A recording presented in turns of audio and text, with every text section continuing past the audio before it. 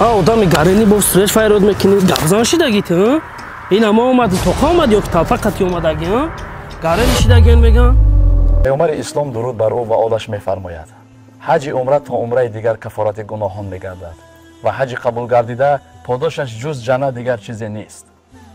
شما آرزوی خانه خدا را دارید؟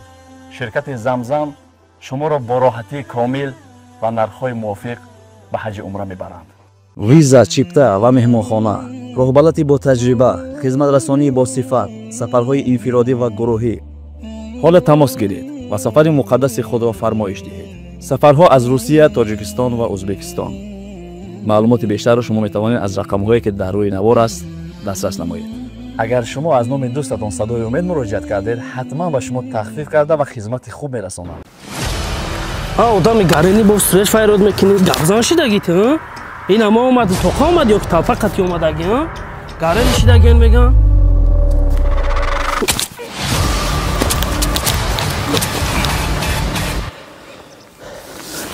ما گرینیم کو ما زورم همه بند گفتگیش سر تیغ میگیرم میدانی عاقبت زور کجای آدم کشی جنایتی است که نه بنده میبخشد نه خدا.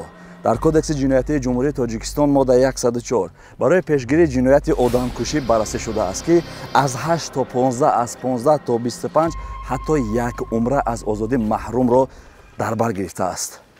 در یک لحظه عمر خود را برباد نده.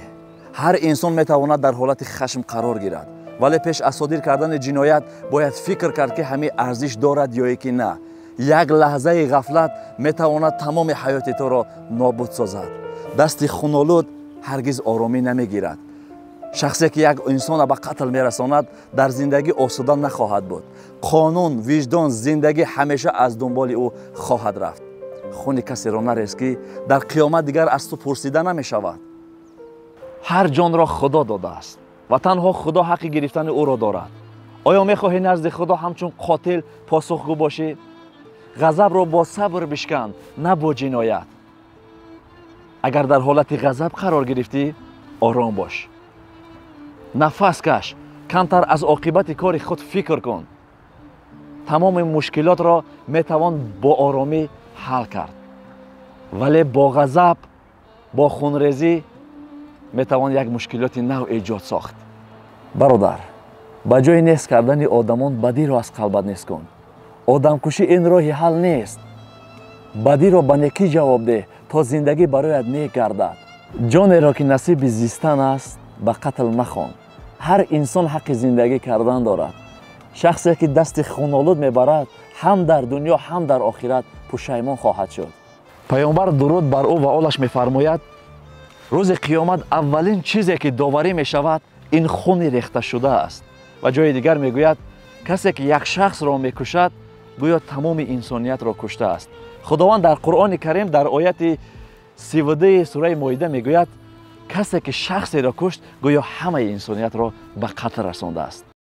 جانی که خدا داده به زورش نستانید تن لایق عمر است به گورش نروانید. هر مادری زار و پدری چشم بره را لطفاً خبری مرگ عزیزش نرسانید. فرزند و زنی که شما را نرسیدن بی سرور و بی بخت و یتیمک نکنانید. از هر خونی ناحق همه دم دست بدارید تا بی کس و شرمنده و محبوس نمانید. برادرم، با کردن جنایت نه تنها خود تمام نزدیکانمان را می‌سوزانیم. بله روز برادرم باید خود رو و همیشه نزدیکانم رو احتیاط کنیم. بله دوستان عزیز، در این شبکه نو ما ابونه شوید. حتما نوار را به یار و دوستان خود ارسال کنید تا از چنین جنایت ها دست کشند. در این کار خیر حتما سهم خود را بگذارید. حتما ابونه شدن را فراموش نکنید.